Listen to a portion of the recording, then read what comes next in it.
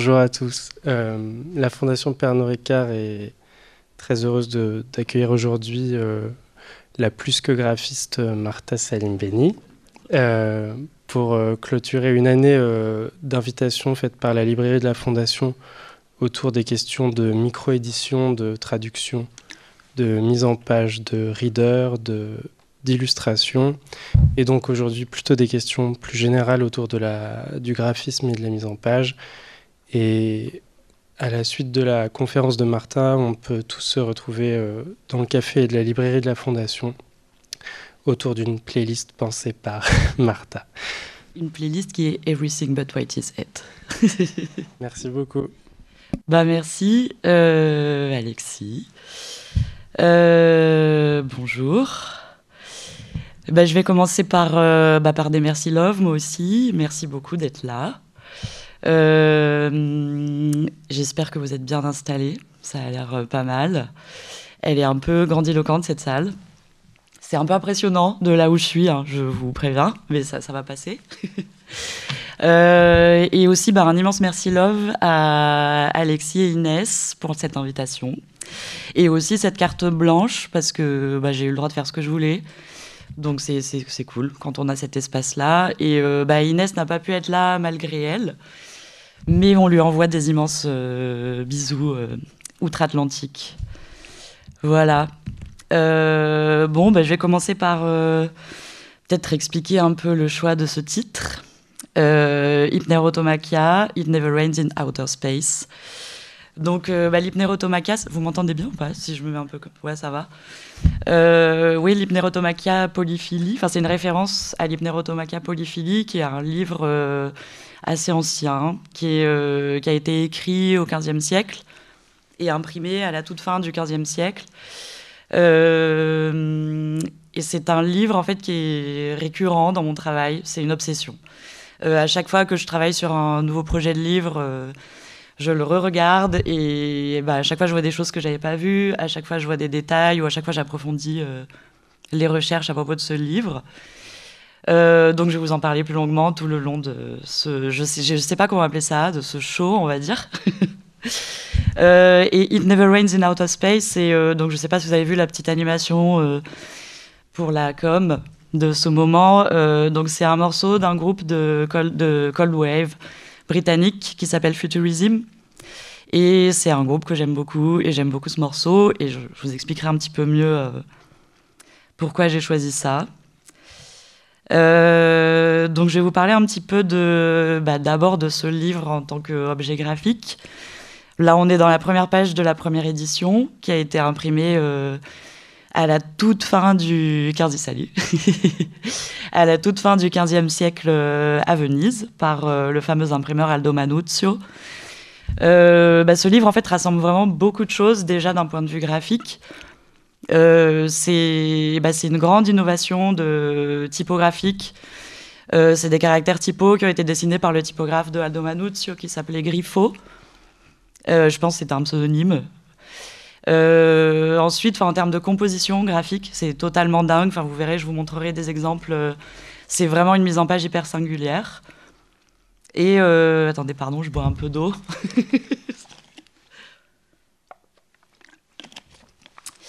Et donc, d'un point de vue graphique, ça, on regardera ça de plus près. En fait, le livre va vraiment guider toute la présentation, tous les chapitres. Et aussi, ce livre a des illustrations qui sont imbriquées d'une manière un peu chelou. Elles seraient attribuées, donc c'est des gravures sur bois, qui seraient attribuées, donc on est à Venise, je rappelle, au XVe siècle, aux ateliers de Bellini et de Mantegna. Donc il y a aussi beaucoup de mystères autour de ce livre. On n'est pas tout à fait sûr que de l'auteur, ce serait supposément un moine bénédictin qui s'appelait Francesco Colonna, mais c'est pas tout à fait sûr. On n'est pas tout à fait sûr des dessins, etc. Donc il y a beaucoup de mystères, même le contenu est assez crypté. Voilà, donc je vais vous parler un peu aussi justement du récit.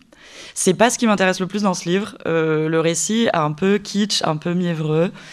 Donc en gros, l'histoire c'est donc Polyphile qui cherche l'amour de Polia. Donc littéralement, Polyphile c'est celui qui aime Polia.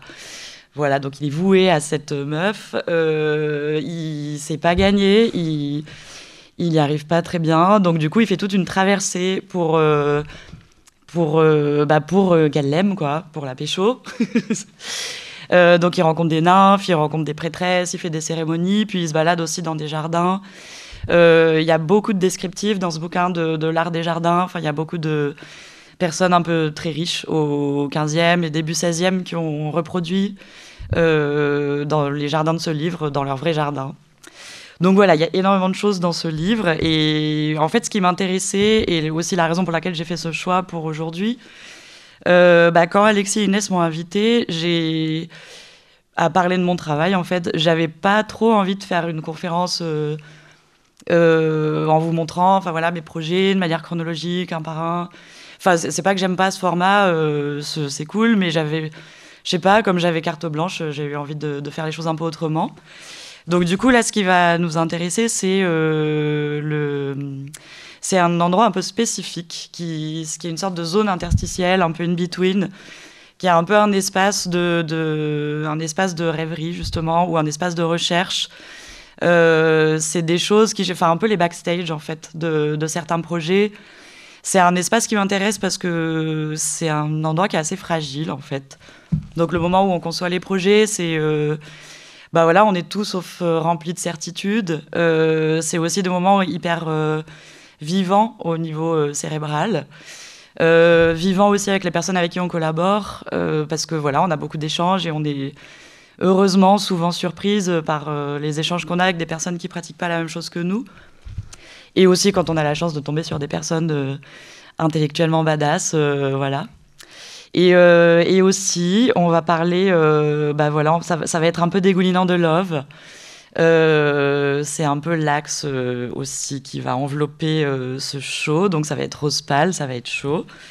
Voilà, parce que j'ai envie, voilà, aussi je vais vous montrer en fait des choses que j'aime, des projets que j'ai fait avec des personnes que j'adore, soit que j'ai rencontrées pour des projets, enfin en faisant le projet, puis après on est devenus amis.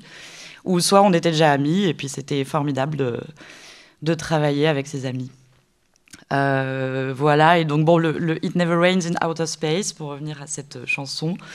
C'est une chanson qui évoque justement un peu un espace qui symbolise un peu une zone de clémence, et à la fois un endroit qui est quand même très inconnu. Salut les meufs, je croyais que je les ai pas vus. Vous avez raté l'intro, c'est pas grave. On va rentrer dans le truc, dans le show. Donc chapitre 1, donc là je vous montre une page, donc ornement, exosujet. Donc là je vous montre une page de la version Aldine de l'Hypnerotomaca polyphylie. Donc la version Aldine, c'est celle qui est imprimée par Aldo Manuzio. Donc la version originale imprimée en Italie. Donc je pense que ça vous saute peut-être pas aux yeux que la typo est follement novatrice. Il faut le remettre dans le contexte de la fin du 15e. C'était une prouesse de simplification des caractères typographiques. Elle est dessinée avec beaucoup de subtilité. Les sérifs sont très belles. Il y a aussi beaucoup moins de ligatures, chose qui se faisait beaucoup avant. Et vous avez aussi un aperçu de la manière dont les illustrations sont imbriquées dans le récit et comment elles apparaissent un peu de manière chelou en périphérie de la lecture. On va commencer par Bellini. Je ne suis pas historienne de l'art aussi. J'ai oublié de vous mentionner. Je ne me suis pas présentée d'ailleurs, mais je le fais maintenant. C'est n'importe quoi. J'ai oublié de me présenter. Allez, je le fais maintenant avec Bellini. Je m'appelle Marta Salimbeni. Du coup, c'est totalement anachronique, mais c'est pas grave. Ça va, on est encore au début. Je suis designeuse graphique. Parfois au contour un peu élastique, comme le disent, je sais plus comment tu l'as dit, mais c'était drôle. Je travaille principalement, je fais principalement des projets éditoriaux imprimés, surtout des livres, je fais surtout du book design et je travaille essentiellement dans le champ de l'art contemporain, donc en collaboration avec des artistes, des galeries, des institutions d'art contemporain, mais aussi des structures plus humbles et des associations militantes vénères, décoloniales, antiracistes, queer et féministes. Voilà.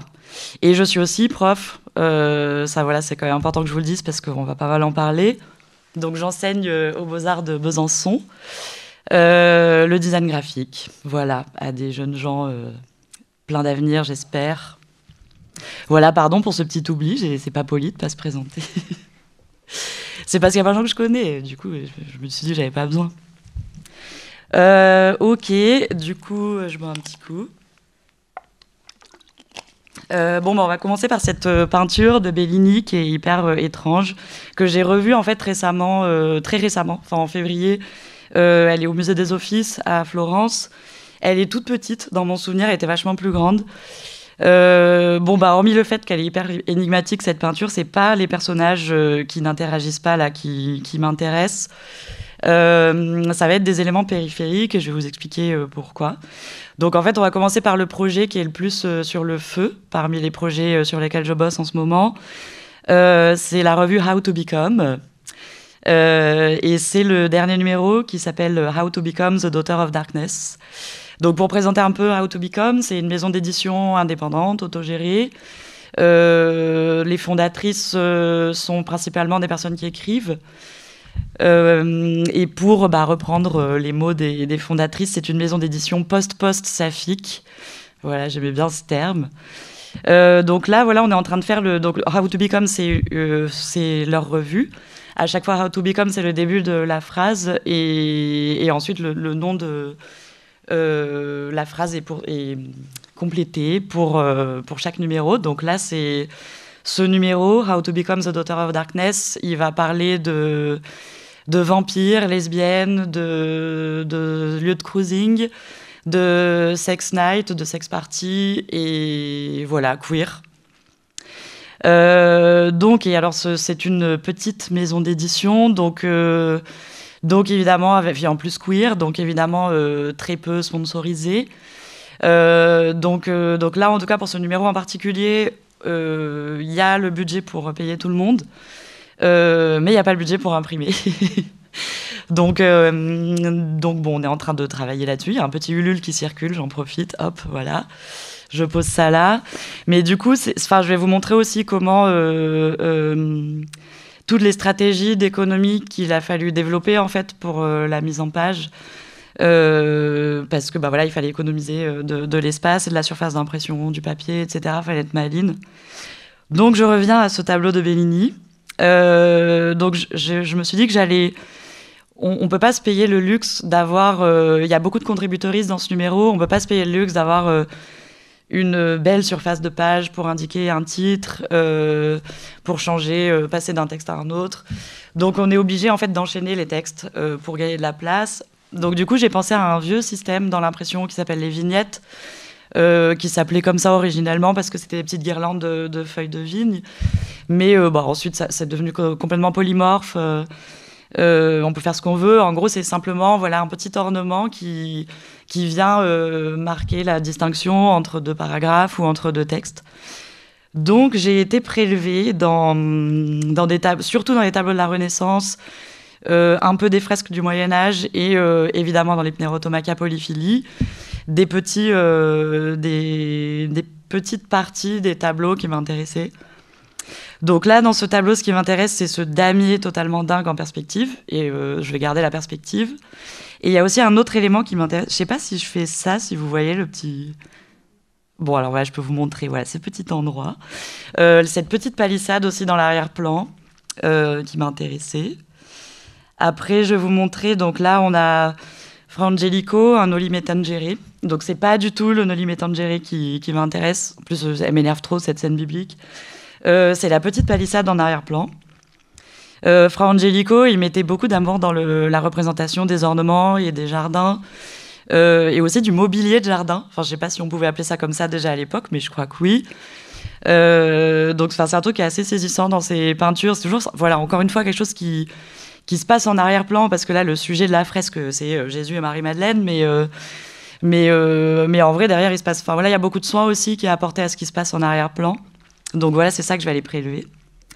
Et ensuite à droite, donc là on est toujours en Toscane, c'est pareil, je les ai vus en vrai il n'y a pas longtemps, c'est des manuscrits qui viennent de la cathédrale de Sienne, c'est des chants choraux, et en fait ils sont immenses les livres, ils sont comme ça quand ils sont ouverts, et j'étais complètement fascinée par ces lettrines totalement exubérantes.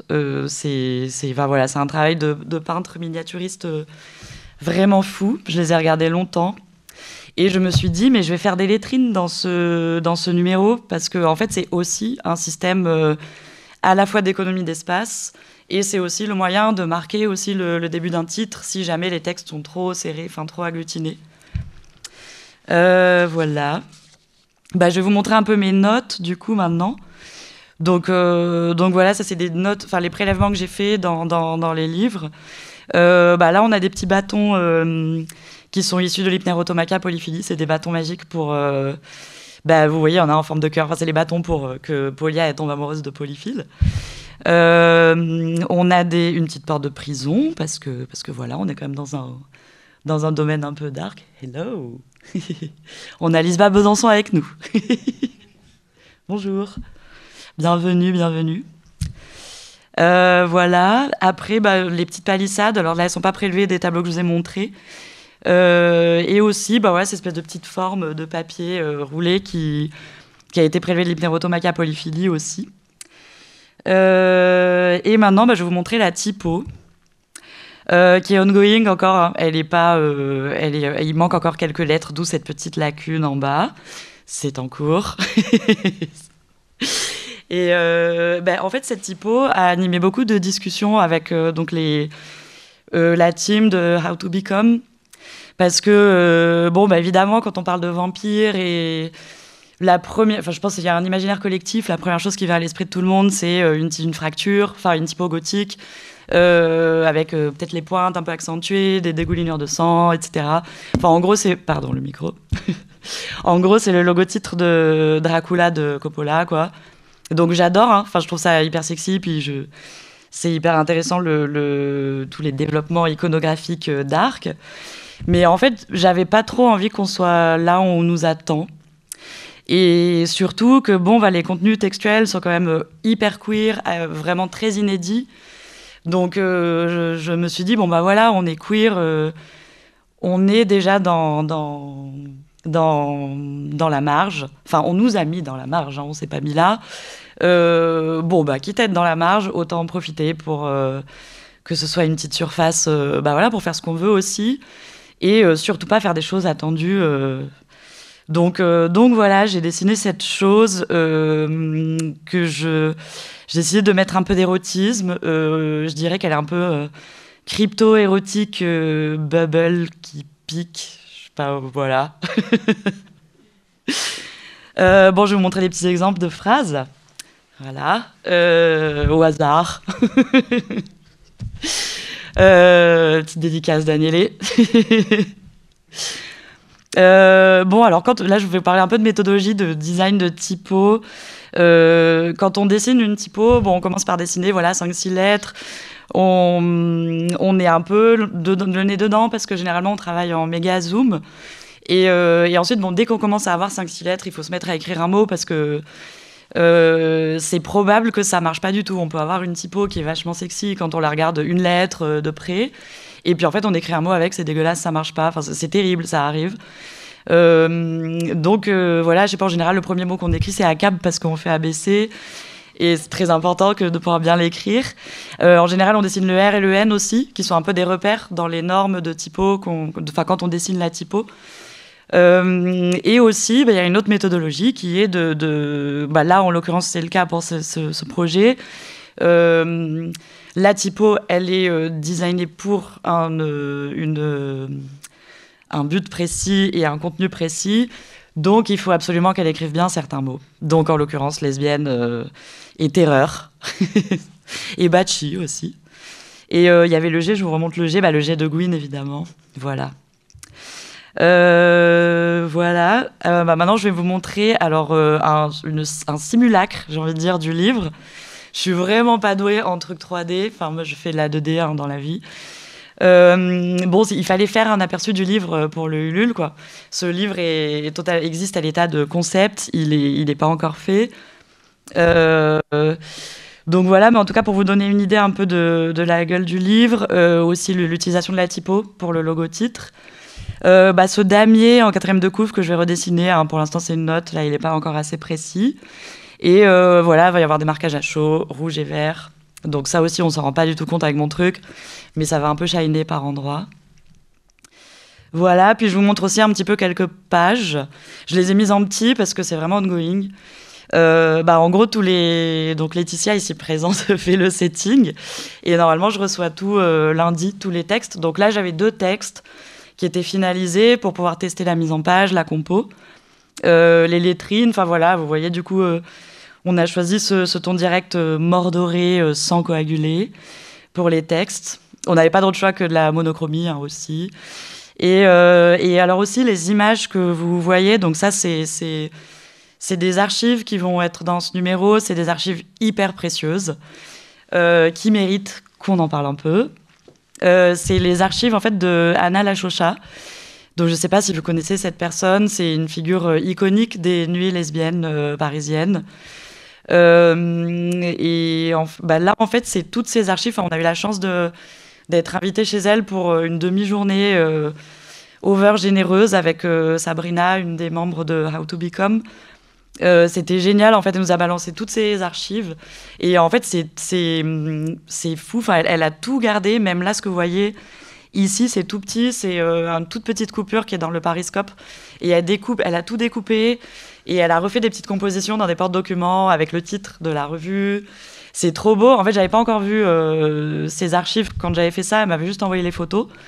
Je crois, du coup, je vais garder un peu sa composition parce que je trouve ça génial, son système d'archives. Et voilà, c'était le moment où elle organisait le plus de soirées. C'était fin 90, début 2000, notamment au dépôt. Elle organisait des sex nights de Gwyn. Et aussi, moi là, j'avais même pas encore fait mon coming out, donc, mais j'ai découvert tout ça dans un livre d'Anne Scott qui s'appelle Superstar, qui m'a aidée dans mon coming out d'ailleurs. Et donc ça, voilà, j'ai pas connu les sex nights au dépôt, mais après, elle a aussi organisé des soirées au Pulp, donc là, c'était quand je commençais à sortir et que j'étais une baby dyke. Donc voilà, pour moi, c'est très précieux, en tout cas, cette partie du livre. Voilà. Qu'est-ce qu'on a après Bon, on change de livre. Alors là, c'est le moment de faire circuler le livre vert.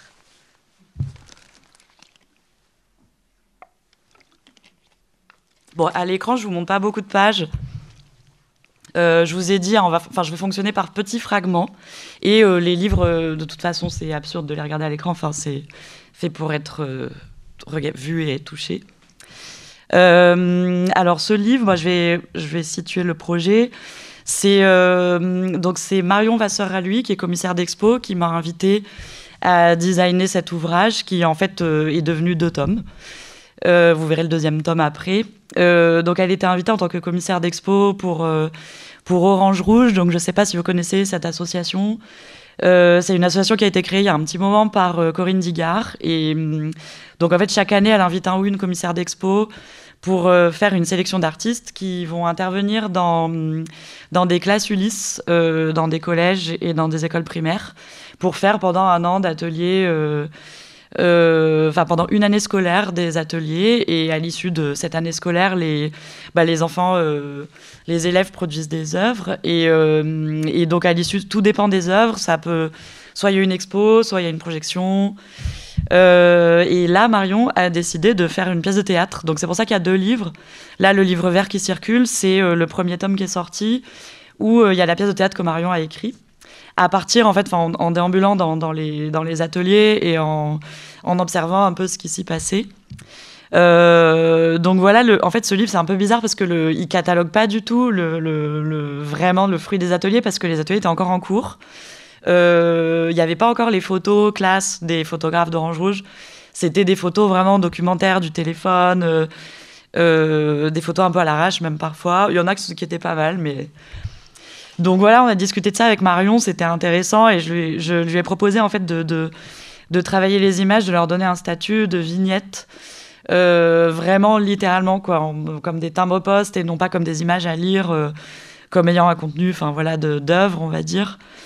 Donc voilà, on a fait ce système-là et donc vous verrez, enfin le livre déjà est assez petit en format et voilà, les images sont jamais très centrées, sont toujours assez petites et ensuite il y a un index qui renvoie dans le corps du texte qui renvoie au moment dans la pièce de théâtre où en fait ça a inspiré Marion pendant son écriture. Et après voilà un autre jeu pareil que j'ai repris de codes d'ouvrages anciens. C'est le frontispice. Donc c'est un terme qui est employé autant dans le champ de l'édition que dans l'architecture. Ça désigne une fausse porte. Qui est pas vraiment une fausse porte en fait. Enfin dans un livre en tout cas ça marche vraiment comme une porte je trouve. Donc voilà, pour indiquer tous les actes, il y a 3 actes dans la pièce de théâtre. Donc en gros, j'ai repris toutes les images qui étaient présentes dans chaque acte et voilà, je les ai encore plus miniaturisées. Et là, carrément, elles deviennent un motif. Enfin voilà, pour créer cette espèce de porte d'entrée à l'acte concerné. Voilà, je vous montre un peu d'autres pages. Il y a aussi un autre élément périphérique que j'aime beaucoup travailler dans les ouvrages, c'est la pagination. Donc là, bon, je crois que j'ai fait un peu une blague de graphiste. Je savais qu'il n'y aurait pas beaucoup de pages à ce livre, je savais qu'il y aurait 2 tomes. Donc voilà, j'ai fait donc dans le tome 1, c'est que des 1 pour la pagination, avec, bon, vous avez compris, c'est le nombre de pages où on en est. Et dans le tome 2, c'est que des 2. Et vous verrez ensuite la couve, vous l'avez déjà vu, celles et ceux qui ont eu le livre entre les mains. Enfin, c'est aussi un renvoi à la couve dont je reparlerai plus tard. Bon, c'est pas pratique du tout. J'ai fait des dizaines quand même. On s'y retrouve à peu près, mais bon. Mais bon, ça va, parce que voilà, il y a un index. En tout cas, dans ce livre-là, ça va, parce qu'il y a des index avec les images. Il y a aussi d'autres légendes. Dans le deuxième livre, c'est un peu compliqué, mais à ce moment-là, je savais pas encore de quoi serait constitué le deuxième livre. Donc tant pis, j'ai dû assumer ma blague de graphiste jusqu'au bout. Bon, voilà, je vous montre un peu un autre frontispice.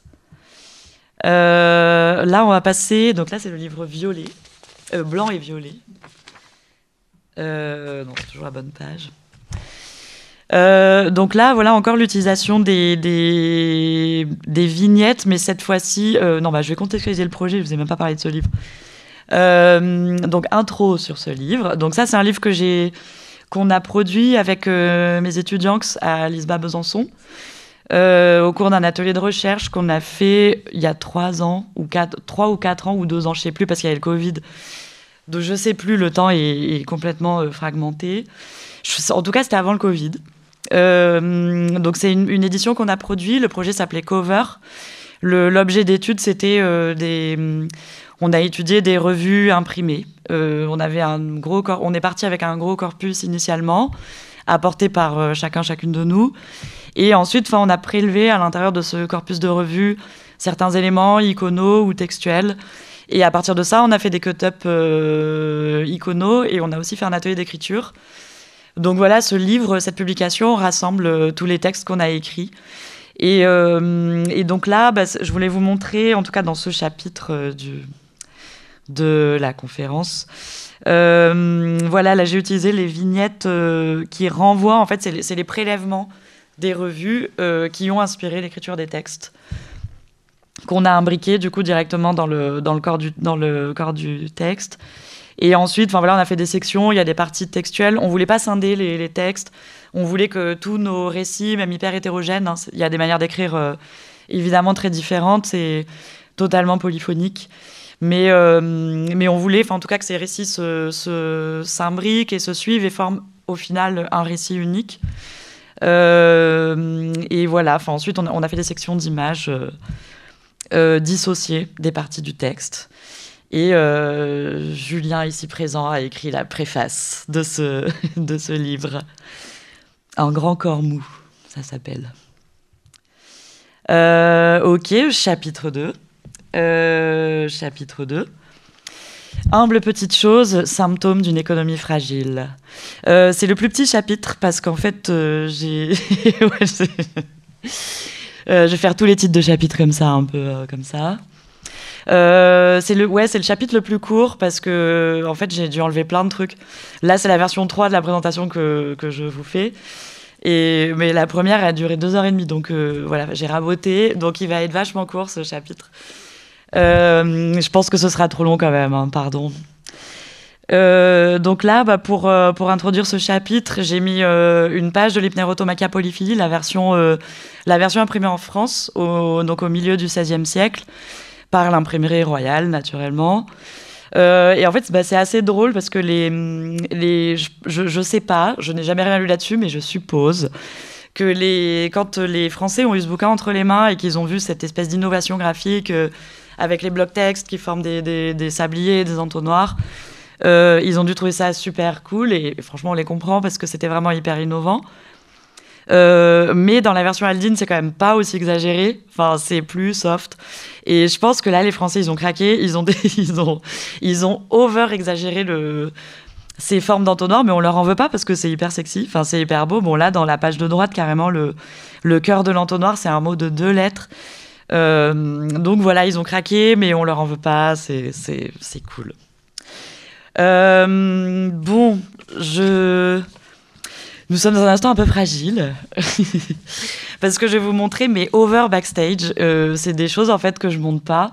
Enfin aussi, je peux les montrer un peu vite fait à la maison et encore non, hyper rarement. Donc je vais vous montrer ça. Voilà, donc c'est un de mes petites. C'est bizarre, c'est hyper intime comme truc, comme objet tout d'un coup dans un amphi. Ça fait partie de mes innombrables collections de documents qui me servent pour tous mes projets en fait. Donc là c'est une forme matérielle. Là c'est un tout petit porte-document qui est comme ça, c'est le plus petit, mais c'est celui que je préfère. J'en ai des plus grands et après bon voilà évidemment dans mon ordi j'ai aussi plein de collections d'images, de typos, de screenshots, de plein de choses, évidemment. Enfin, on fait tous et toutes ça, je pense. Après, moi, j'adore les classer. Quand je suis en gueule de bois, je les classe. Je passe des heures à les classer. Mais là, voilà, je voulais vous montrer cette chose-là, très, très humble. Voilà, c'est un petit objet. Je vais vous décrire peut-être un peu ce qu'il contient. Donc, en gros, c'est des choses que je trouve par terre dans la rue. C'est beaucoup de sachets de sucre, surtout des sachets de sucre italiens parce que il y a beaucoup d'Italiens dans ce voilà. C'est sorry not sorry, scusi. En Italie, il y a un délire avec les sachets de sucre. C'est toujours hyper. Il y a toujours des choses imprimées dessus assez folles. En France, c'est moins fun, un peu. Enfin, il y en a quelques-uns des Français, mais bon, voilà, en Italie, c'est un objet que j'apprécie parce que c'est très humble. C'est un objet qui finit à la poubelle en général. Mais je pense que toutes les personnes qui boivent le café, même si elles sont pas over-sensibles aux images, même si elles ont pas un cœur iconophage, je suis sûre que même ces personnes-là, elles regardent le petit dessin. Et j'aime beaucoup aussi la manière dont c'est imprimé. C'est hyper cheap. Et en fait, ça peut être hyper sexy, une impression cheap. Donc voilà, on a des sachets de sucre, on a aussi ces petits papiers là. Donc ça, je sais pas si vous avez déjà mangé la glace ou la focaccia en Italie, mais c'est ce qu'ils appellent des serviettes. C'est dans des petits distributeurs comme ça essuie rien du tout, ça étale, on dirait du plastique. Mais au moins il y a des belles choses imprimées dessus, donc ça aussi j'en ai plein. Voilà, on a aussi un petit Pégase qu'on retrouve qui est aussi dans l'Hypnerotomachia polyphylie. Lui, je l'ai trouvé par terre. Voilà, je vous ai mis une autre page. Là, alors je vous l'ai mise parce qu'en fait, je sais pas si vous avez vu du coup cette petite animation que j'ai fait pour la com de maintenant. C'est le petit sachet de sucre en bas à droite que j'ai utilisé, le Auguri, avec le petit cœur. Bon, on voit pas bien parce que c'est rouge et doré. Moi, je l'ai remis en noir, mais voilà, lui vient de Palerme. C'est le plus beau, c'est mon préféré de ma collection. On a aussi un petit poney. Le logo du Duplex Bar. Donc, c'est un bar que j'aime beaucoup. C'est un bar de PD dans le Marais où les Gwyn sont très bienvenus et très bien accueillis. Voilà, c'était un petit bracelet qu'ils donnaient, je crois, pour une soirée. Et le logo est super beau. Ils ont le néon aussi à la devanture du bar. Et le D majuscule est trop beau. Après, on a un peu n'importe quoi, genre Sissi derrière. Là, c'était un emballage de chaussettes italiennes. Mais avouez qu'il est quand même très sexy, ce logo. Voilà, on a des billets de 500 € miniatures que je trouve souvent par terre. Bon, je vais pas vous décrire tout ce qu'on voit parce que de toute façon, vous le voyez. Ensuite, je vais vous montrer autre chose qui est aussi ça fait partie aussi de mes inspirations pour les projets que je fais. Donc ça s'appelle La Settimana Enigmistica. C'est une revue hyper cheap, donc, comme vous pouvez le voir, de jeux, de mots croisés, de mots fléchés, etc. Tous les Italiens, les Italiennes ont ça à la maison. Il y a une version hebdomadaire, week-end, mensuel, etc. C'est hyper cheap, mais c'est hyper beau. Enfin, le papier est souple. Et aussi, la mise en page n'a pas bougé depuis les années 70-80, je pense. Et les illustrations aussi. Enfin, c'est des dessins un peu typiques qui sont restés figés dans les années 80 en Italie aussi. Donc après c'est des blagues, moi je trouve moi ça me fait difficilement rire les blagues, les caricatures aussi, je déteste ça me dégoûte. Donc bon, ce contenu me fait pas rire, mais c'est vraiment pour le design que je regarde ça. Et ça, c'est ma page préférée de cette petite revue. Bon, vous l'aurez compris, voilà, c'est la dernière page en fait où il y a tous les résultats du numéro précédent. Du coup, c'est tout condensé en miniature comme ça. Et ceci nous amène à ce projet dont je suis ravie de vous parler. Ce projet s'appelle Moon Landing. C'est une affiche en sérigraphie. Donc en fait, c'est ma très chère amie Yagna Shukta qui est artiste, qui m'a invitée à exposer dans son expo qui s'appelait Le pli du ventre cosmique. C'était une expo qui avait lieu en 2 volets. Le premier volet avait lieu au Centre d'art Imagimage à Orthez. Et le second volet avait lieu à Béton Salon à Paris. Donc pour le premier volet, Yagna m'avait invité à faire le design graphique d'un reader. Donc c'est le dessus de la pile. Donc elle avait travaillé, pendant le confinement, elle avait fait un atelier d'écriture et elle a écrit un texte où elle a mis beaucoup de choses dans ce texte. Ça s'appelle Tempête solaire. C'est un texte hyper fort qui m'a vachement touchée. Du coup, quand elle m'a invitée donc au second volet de l'expo pour produire une image, du coup pour produire une affiche, j'ai eu envie de formuler un peu une réponse un écho à ce texte qui m'avait vachement touchée. C'est un texte très agité, où il se passe des choses un peu terribles et il s'appelle pas pour rien Tempête solaire. Donc j'ai eu envie de lui proposer un atterrissage en douceur lunaire, sachant aussi que la lune symbolise la femme, c'est l'aînée, Ishtar, Diane, voilà. Donc j'ai proposé en fait une sorte de phrase visuelle. Voilà, je pense c'est un peu de cette manière-là. Vous avez vu que je fonctionne dans mon travail. Je fais des prélèvements et des cut-up à partir de beaucoup de sources. J'aime bien faire des chocs thermiques anachroniques et même aussi d'associer de l'art genre noble avec des petites choses, type ce que je trouve par terre dans la rue ou les sachets de sucre. Donc là, voilà, je vais pas vous décrire toutes les images parce que ça serait trop long. Mais je vais quand même vous parler de l'image phare, qui est cette énorme fleur que vous voyez, qui est la protagoniste de cette affiche. Donc cette fleur, c'est du papier découpé qui a été réalisé par Yanka Patoka, qui est la maman de Yagna et qui est extrêmement douée en papier découpé. Et donc Yagna a mis ses papiers découpés dans l'expo. Elle en avait plein. Et elle m'a montré ça, je trouvais ça super beau et hyper cool. Et donc voilà, on en a choisi un ensemble. On a choisi celui-ci qui voilà, cette espèce de fleur cosmique avec son bulbe iridescent. Voilà. Et ensuite, alors, on le voit pas bien, mais ici, il y a un tout petit personnage qui vient fermer, en gros, c'est une lecture circulaire, comme ça. Il y a ça, c'est une allégorie attribuée à Bellini, qui se trouve à Venise. Et en fait, c'est elle qui indique, en gros, le sens de lecture de l'image. Et donc, à l'issue de cette image, on arrive à cette petite vignette que je vous montre là. Voilà, ça veut dire « J'entends le son de la terre ferme ». Et c'est un dessin qui vient de la Settimana Enigmistica, donc c'est peut-être une des rares blagues que j'ai trouvé drôle. Enfin non, en fait, je trouve pas ça drôle. Je l'ai trouvé cute. Je trouve vraiment pas ça drôle. Non, je l'ai trouvé cute et j'aime bien Enfin, c'est ce dessin un peu typique aussi des années 80 en Italie, ce bubble style. Il y a un dessinateur italien Enfin, il y avait les livres à la maison quand j'étais petite qui s'appelle Mordillo. Je sais pas si vous connaissez. Mais voilà, c'est assez typique des années 80, de ces formes, ce personnage rond avec des gros nez, des gros pieds. Voilà. On va passer au chapitre suivant.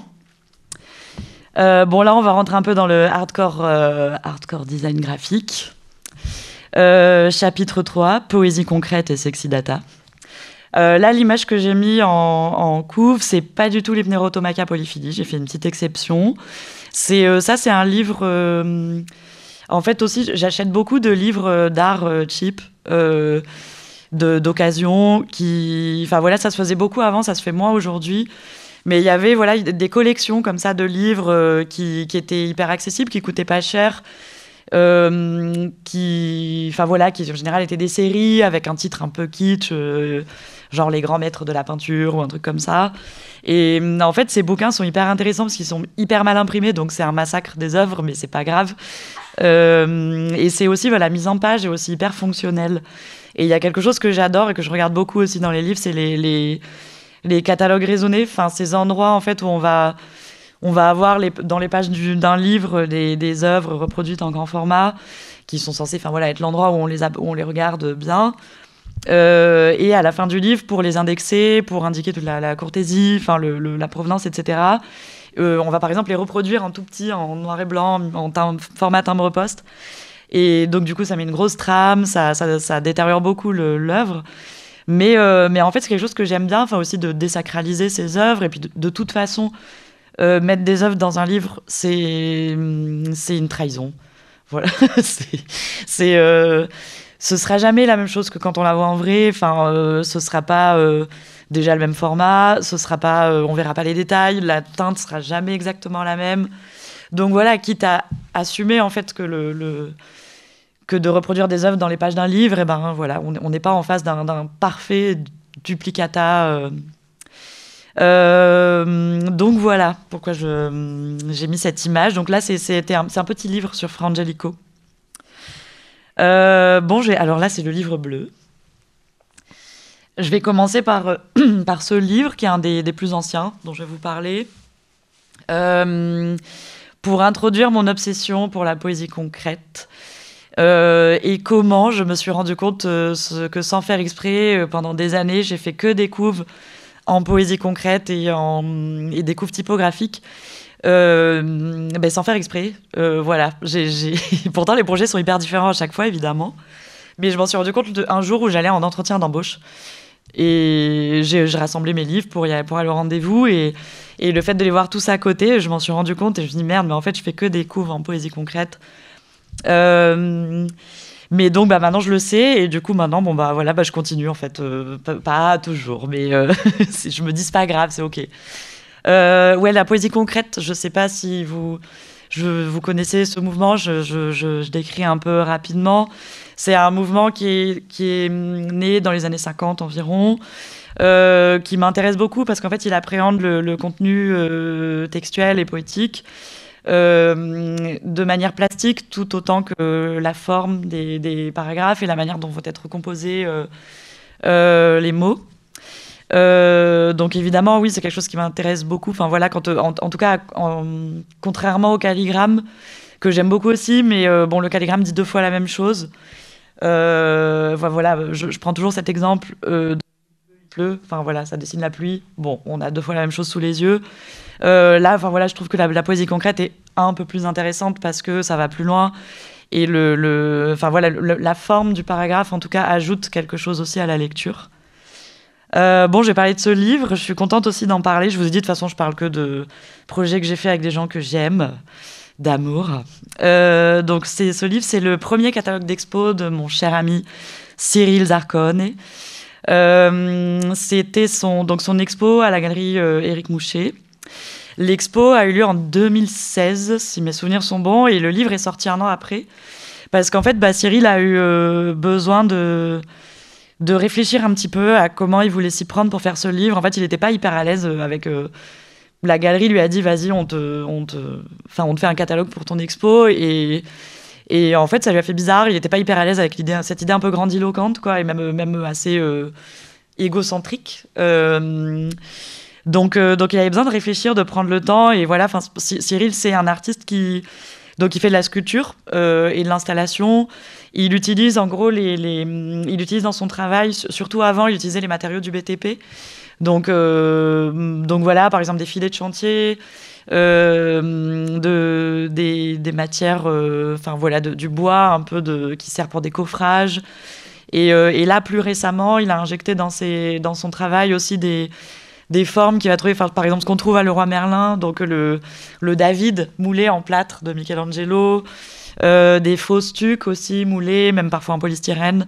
Donc en gros, des formes comme ça qui sont encore une fois très accessibles et qui font un peu écho aussi à mon intérêt pour les publications cheap, même quand elles parlent d'œuvres d'art grandiloquentes. En fait, avec Cyril, on vient du même milieu social, quoi, donc Maxi Prolo.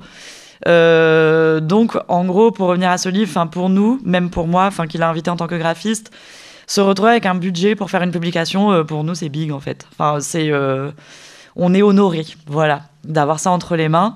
Donc, d'où ce temps de réflexion que Cyril a pris, puis on en a beaucoup discuté ensemble. Voilà, et pour produire ce livre, donc en fait, vous verrez dans le livre, en fait, il y a une seule moitié, même petite moitié du livre qui catalogue l'expo de Cyril. Et la grande moitié qui reste, Cyril a formulé des invitations auprès de personnes, soit d'amis à lui, donc pas forcément des artistes, aussi des personnes, des amis, des personnes qui font de la musique, ou aussi des personnes qu'il connaissait moins bien, mais qu'il avait rencontrées au cours de sa vie d'artiste, et qu'il avait un peu envie de connaître mieux. Voilà, on va passer à la couve suivante. Ah non, j'avais oublié, j'ai mis... c'est parce que je suis pas à mes notes, je suis en roue libre là, ça y est. Oui, on a fait aussi cette affiche pour le lancement du livre que j'avais envie de vous montrer, parce que voilà, là on a vraiment imité le voile de chantier. C'est ces voiles qui sont utilisés pour... quand il y a des échafaudages pour les ravalements de façade, voilà, c'est assez beau, parce qu'en fait c'est censé obstruer, mais on voit quand même un petit peu au travers.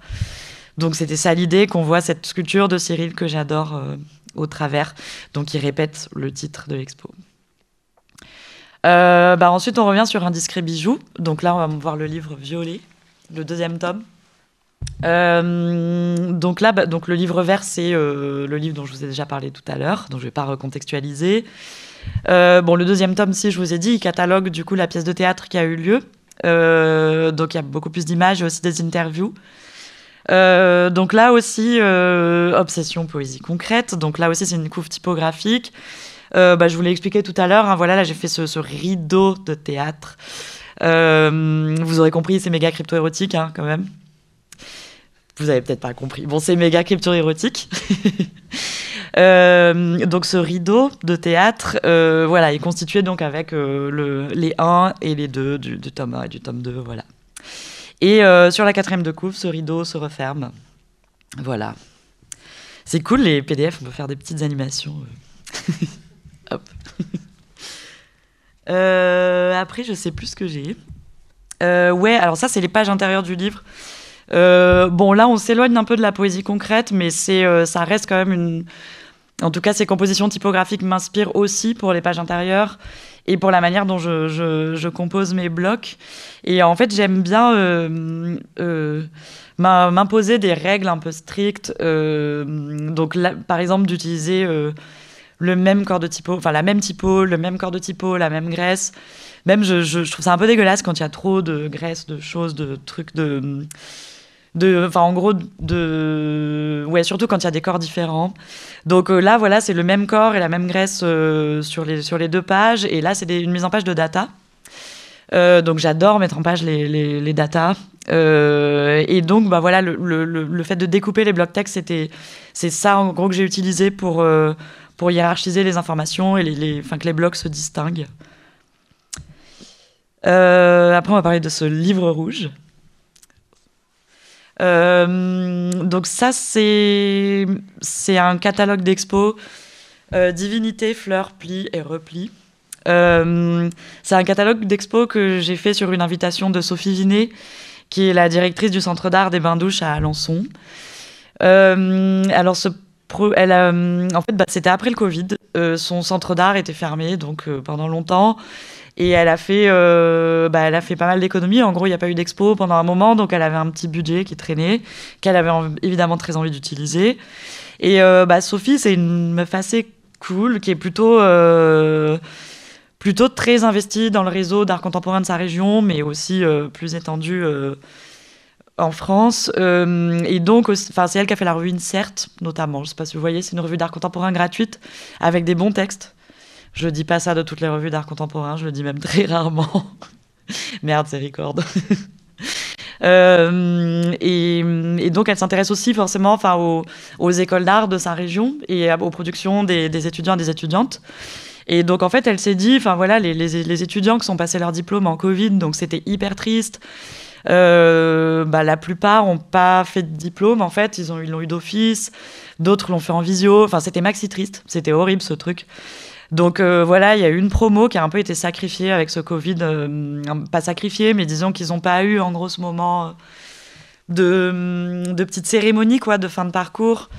Donc Sophie a une idée très cool. Elle a décidé en fait de mettre en lumière un peu, de donner une chance de mettre en lumière le travail de ces jeunes diplômex et de leur faire une expo dans son centre d'art. Donc là, moi, au début, moi, je trouvais ça hyper cool de mettre en lumière des jeunes artistes qui n'étaient pas encore... bless you, baby. Des jeunes artistes qui n'étaient pas encore connus. Donc la première idée que j'avais eue, c'était d'écrire en méga gros leur nom. Donc j'ai testé, c'était dégueulasse. En fait, ça me faisait penser à ces petits shirts de bouffons, là. Vous voyez, one tequila, two tequila. Voilà, ça me dégoûte. Donc j'ai vu ça, je me dis non, ouais, c'est une très mauvaise idée. Mais je me suis dit, mais comment on fait pour... là, c'est un groupe show, donc on peut pas... c'est difficile de mettre en lumière à égalité le travail de chacune sur la couve. Aussi, la couve, c'est toujours très difficile de choisir une image phare. Enfin, c'est un peu absurde, en fait, comme idée, d'ailleurs, de se dire ok on va mettre la masterpiece en couve mais en même temps c'est con parce que du coup on a grillé on a mis la masterpiece en couve, du coup à l'intérieur il y en a qui sont moins bien ou alors on en met une un peu moins bien comme ça on garde la masterpiece pour l'intérieur et en fait on en arrive à des réflexions qui sont super sur la considération du travail des artistes et donc voilà, c'est difficile en fait une couve, c'est toujours des grandes discussions avec les collaboratrices surtout collaboratrices donc d'où aussi ce retour quand même assez systématique ou que maintenant j'assume à une couve typographique et une couve data. Et donc là, je me disais, comment on fait pour les maxi mettre en lumière dès la couve ces jeunes méga talentueux en plus parce que vous allez voir le livre, les boulots sont vraiment hyper cool. Si j'étais collectionneuse, je les aurais tous collectionnés. Et donc en fait, en parallèle, en réfléchissant à la couve, j'étais en train de travailler sur les datas et sur la table des matières. Et je me suis amusée un peu à faire des blocs et en fait j'ai regardé ça et je me suis dit mais c'est hyper beau parce qu'en fait tous les titres des œuvres reconstituent créent une nouvelle phrase et il y a aussi toutes les datas qui concernent les formats et ce signe, cette glyphe du signe multiplié que j'adore qui généralement est très fine. Donc voilà, ça crée une sorte de motif entrecoupé de petites phrases poétiques qui en fait étaient les titres des œuvres. Il y a aussi un artiste, Thomas Gauguin, qui utilise des glyphes en fait imprononçables pour les titres de ses œuvres. C'est assez beau. Donc voilà, je me suis dit, mais en fait, je vais mettre la table des maths sur la couve parce que, ça recrée une sorte de comme un texte en fait véritablement collectif. Et donc, là, vous voyez la 4e de couve à droite. Là, j'ai encore rejoué cette chose dont je vous parlais, que j'adore du catalogue raisonné. Donc, chaque pièce qui est contenue dans le livre est miniaturisée et indexée pour qu'on puisse s'y référer dans la table des matières de la couve. Voilà. Maintenant, on va revenir sur How to Become. J'en parle beaucoup de ce livre en ce moment, du coup j'ai l'impression d'être en boucle. How to Become, donc ça c'est le numéro précédent, actuel on peut dire. How to Become irrésistible. Donc là, vous avez encore la couve et la 4e de couve. Oui, merci, j'avais oublié de te dire. Donc ce numéro, il a été conçu avec les étudiants des Beaux-Arts de Bordeaux au cours d'un atelier de recherche qui a été initié il y a quelques années par Marie Marassé-Legros, qui est enseignante aux Beaux-Arts de Bordeaux.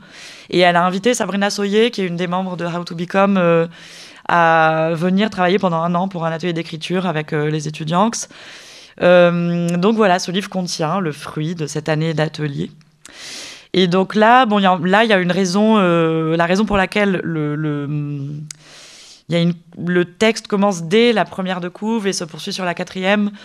Là, c'est une raison budgétaire aussi. En fait, pareil, je travaille beaucoup avec des projets qui n'ont pas beaucoup de thunes. Voilà.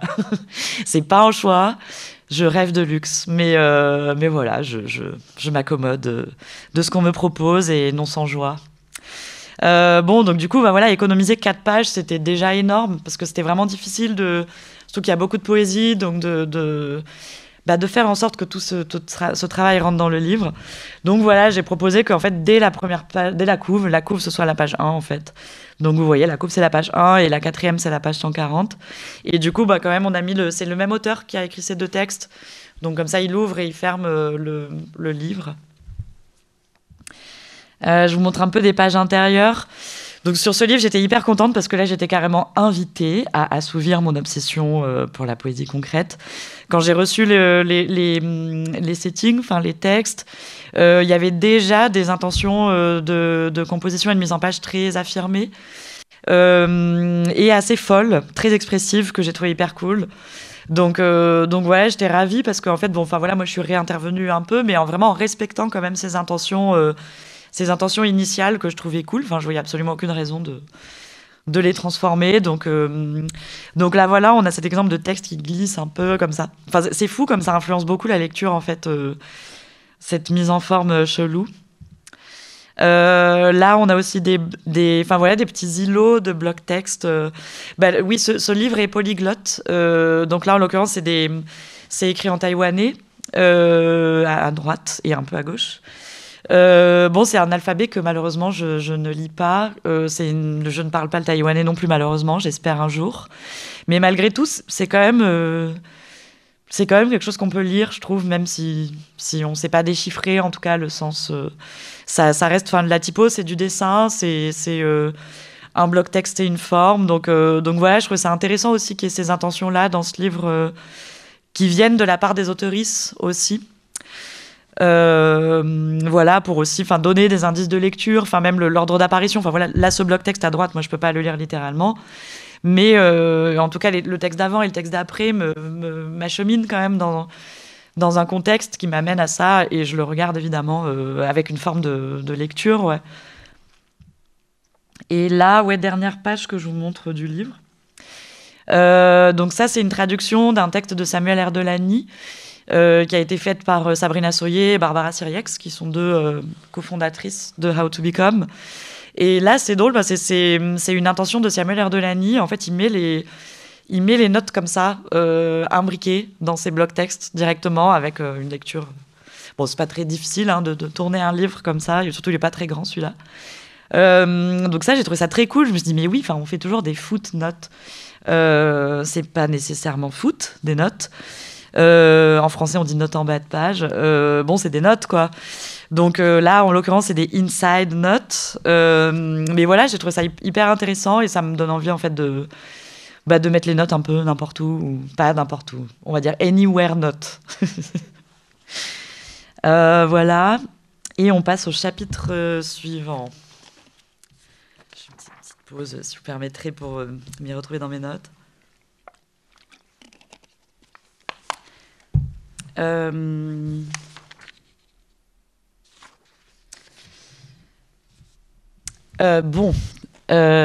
Oui, donc chapitre 4, facsimilé low def, pamphlet.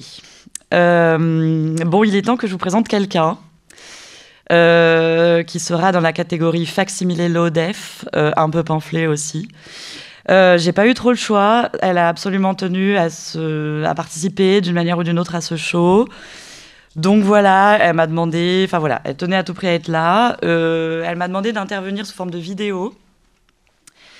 Donc voilà, je vais respecter ces desiderata. Je vais vous montrer une petite vidéo.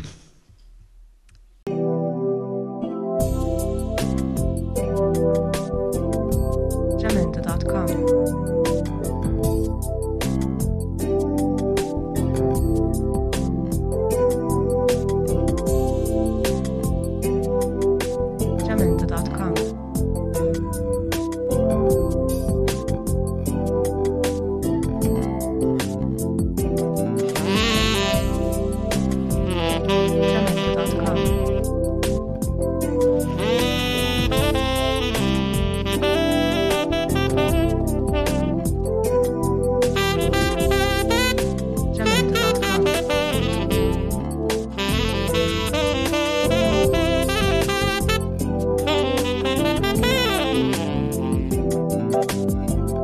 Jamendo.com. Voilà. Je sais pas la chanson en entier hein, quand même. Je lui ai dit de faire court parce que bon, ça va. Hein. Ok, bon, je vais contextualiser quand même. Je pense que ça mérite une petite contextualisation. Donc cette personne s'appelle Marty Zucca. C'est un facsimilé de mauvaise qualité de moi.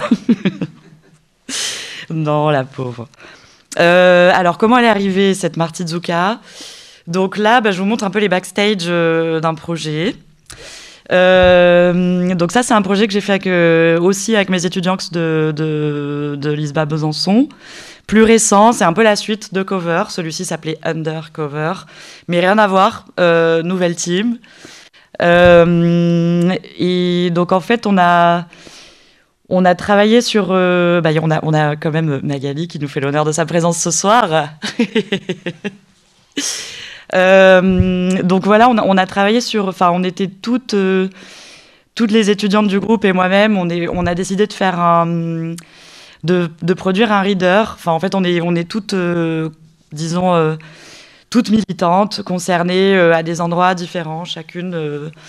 Et on avait eu envie de proposer un reader avec des j'aurais pu vous l'amener d'ailleurs, j'ai pas pensé, je vous montrerai un jour. Pour proposer en gros des extraits de lecture ou de dessins, de BD, enfin d'auteuristes qui nous inspirent dans notre militantisme et qui nous en puissance. Donc voilà, on a produit cet objet imprimé à l'école. Et on a aussi produit une expo qui mettait en lumière ce livre, qui exposait le livre. Et à un moment donné, évidemment, donc la personne à l'école qui s'occupe de l'action culturelle, enfin qui travaillait à l'époque à l'école, donc c'est le mec qu'on devait voir pour discuter de l'expo. Et à un moment donné, il nous a demandé de faire la com. Et en fait, c'est fou parce que on est toutes designeuses graphiques, toutes les membres du groupe. Mais très étrangement, en fait, ça nous a un peu déstabilisés qu'ils nous demandent ça. Donc on était un peu désemparés. Et en fait, on a repensé à une des étudiantes du groupe, nous avait montré une fois à une session de travail une petite vidéo de Sesame Street. Je sais pas si vous voyez ce que c'est. Voilà, c'est un TV show américain avec des marionnettes. Elles sont super cool, elles sont très belles. C'est destiné aux enfants, mais tout le monde peut regarder. Et là, la vidéo qu'il nous a montré, c'était 2 extraterrestres marionnettes qui découvraient un livre. En fait, elles savaient pas ce que c'était. Donc du coup, elles font n'importe quoi. Elles mettent leur nez dans le livre. Elles font comprennent pas ce que c'est. À un moment donné, il y a un coup de vent qui balaye les pages. La vidéo est hyper belle et ça nous a fait rire. Ça m'a fait rire. Ça, c'était une blague drôle. Et surtout, ça nous a beaucoup attendri. On adorait cette vidéo. Du coup, on se la regardait. On se la regardait de temps en temps quand on bossait. Moi, je la regardais pas mal à la maison aussi. Donc, on s'est dit, mais venez, on va faire un puppet show pour sa com. Voilà. Donc, c'est parti de là. Et en fait, on a chacune conçu notre marionnette. Et je vais vous montrer un peu une partie de la team. Donc là, on a Enza, Léa au centre et Chloé. Là, on a Magali au centre avec moi. Et à gauche, on a... alors, elle est un peu à part, celle-ci, parce que c'est c'est Romain Guillet, qui est designer objet et scénographe d'expo, qu'on avait invité pour faire un workshop pour la scénographie de notre expo. Et on lui avait parlé de ça. Du coup, en fait, tous nos invités, on leur a dit, si vous voulez faire une marionnette, allez-y. Donc voilà, Romain, il a fait ça. Elle est trop drôle. C'est une espèce de flaque. Enfin, elle est toute plate, en fait. Elle tient sur un bâton, comme ça. Voilà, ça te va si je laisse cette image un moment pour de... On assume. Vas-y, on assume. Donc voilà, en fait, on s'est mis à faire ces marionnettes, on s'est donné rendez-vous dans le studio photo. On a la chance à l'école d'avoir ce fond vert qui est hyper beau. Il est un peu crado, mais enfin, c'est pas grave. Mais voilà, on s'est dit on va faire là la séance photo. Et c'était assez drôle parce qu'on a chacune ramené notre marionnette et on savait pas trop. On avait des petites bribes, mais on les avait jamais vues finies. Et en fait, on a craqué, on s'est trop amusé. Enfin, en fait, c'est parti en drag show, en fait. Enfin voilà, ces marionnettes sont devenues des espèces d'incarnations de nous-mêmes qui nous permettaient aussi d'exulter un peu. Enfin parce que voilà, je fais vite fait contexte Besançon à ce moment-là, c'était un peu hardcore. Il y a eu un énorme hashtag #MeToo méga trash. Donc voilà, on avait de la colère à l'intérieur de nous. C'est pas pour rien qu'on a fait aussi ce projet over militant, over vénère. Et voilà, ces marionnettes et ce drag show, ça a été hyper réjouissant pour nous, hyper cathartique même.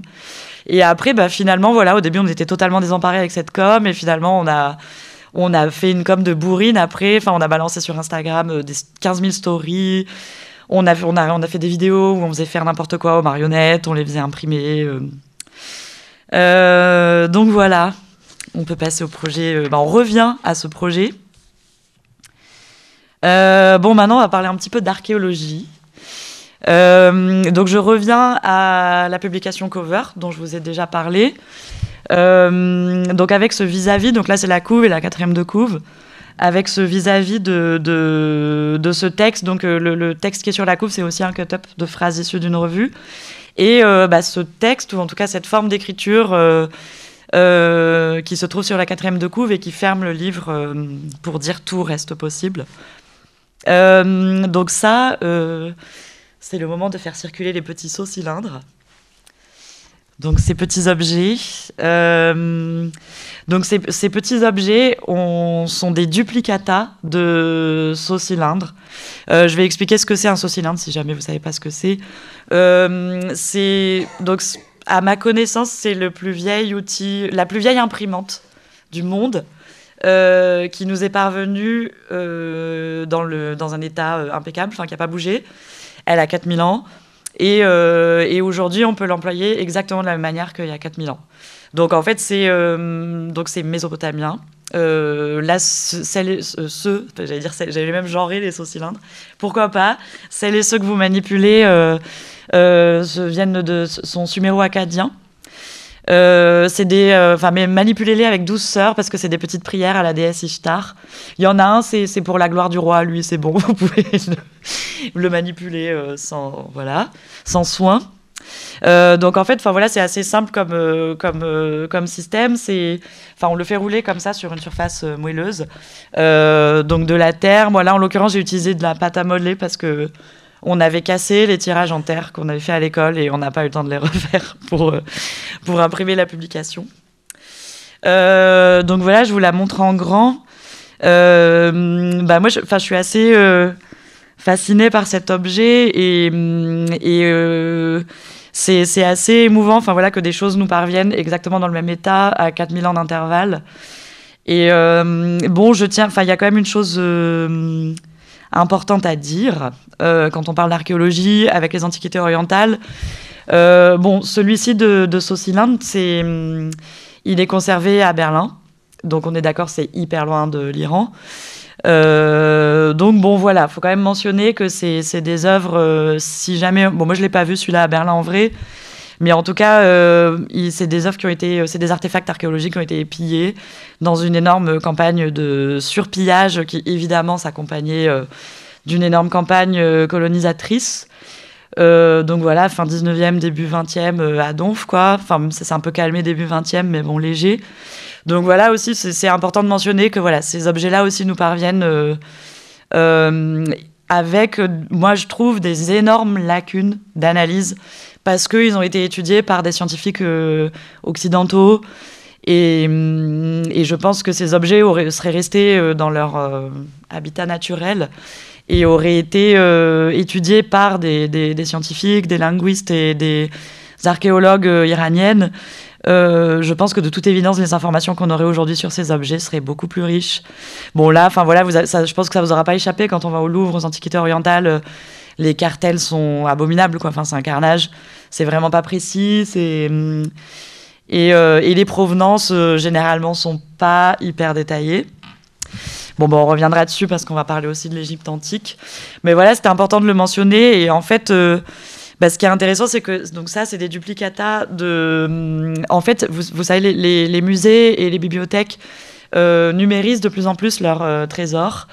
Donc c'est assez génial parce qu'on peut, on peut avoir accès à plein de merveilles, même des choses qui ne sont pas forcément exposées, qui sont dans les réserves. Et ils se sont même mis à numériser des artefacts, aussi des objets en 3D. Donc on a accès à des scans 3D de ces objets. Donc là, en gros, on a téléchargé le scan 3D et on l'a imprimé. Mais c'est en base def, parce que forcément, ils ne peuvent pas le mettre en HD. Ça occuperait une place monstrueuse dans le cloud cosmique, là. Donc en fait, c'est ça que je trouvais intéressant aussi, c'est que quand on a fait ces sauts-cylindres, quand on a imprimé, la façon dont on a pu les reproduire était un peu élimée et aussi incarner un peu cette chose-là, cette distance, en fait, le fait que ces objets n'ont rien à faire là, en fait. Voilà. Maintenant, on va parler de ce projet. Je vous montre seulement c'est une série de 4 affiches et je vous montre seulement la première.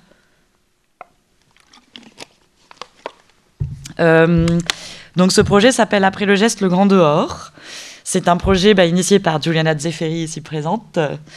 Donc Juliana Zefferi ça fait bizarre de parler toi à la 3e personne, je te jure. J'ai l'impression que t'es Louis XIV, quoi.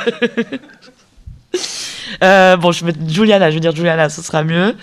Donc Juliana a initié un projet qui s'appelle Après le geste, le grand dehors, Juliana est artiste et sculpteuse. Elle pratique la sculpture, l'installation et la vidéo aussi. Et elle a initié ce projet en s'intéressant à des gestes primitifs, notamment dans le néolithique, et particulièrement la conception de certains objets plutôt fonctionnels, donc des réceptacles, des contenants, des échelles, des couteaux. Et donc, au sein de ce projet, elle a souhaité inviter des personnes qui avaient une pratique qui était autre que la sienne. Donc, elle a notamment invité Julien Arnaud, ici présent dans la salle aussi. Evelyne Willem, qui est marionnettiste. Romain Guillet, dont j'ai parlé tout à l'heure, qui est designer objet et scénographe d'expo. Et qui a l'artist Runspace, le confort mental, à Paris, dans le 20e. Je ne sais pas si vous connaissez, mais c'est cool comme endroit.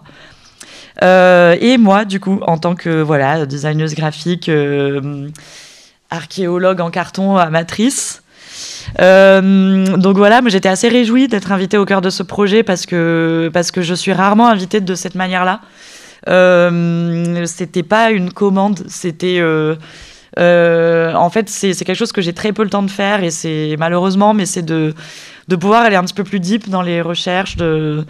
Donc là, j'avais cet espace à disposition et j'en étais vraiment ravie. Et donc évidemment, moi j'ai souhaité m'intéresser de plus près à des artefacts archéologiques mésopotamiens, donc l'origine de l'écriture évidemment, et égyptiens aussi. Et voilà, j'ai pu, grâce à cet espace en fait proposé au cœur de cette invitation, j'ai pu enfin lire plein de livres que je n'avais pas eu l'occasion de lire avant, de retourner au Louvre pour regarder les choses plus précisément avec un autre filtre de lecture. Voilà, donc ça c'est la première affiche donc d'une série de 4. Je parle peut-être de cette grille un peu chelou. En fait, tout simplement, j'ai reproduit une grille de fouille. Donc au fur et à mesure des affiches, elle s'agrandit, elle s'ouvre, en fait elle disparaît. Et puis j'ai reproduit des chiffres pour numéroter la grille de fouille. C'est des chiffres. C'est pas suméro-akkadien, j'ai pris les sumériens. C'est les premiers chiffres écrits parce que c'était un peu plus complexe. Donc le dessin me plaisait un peu plus.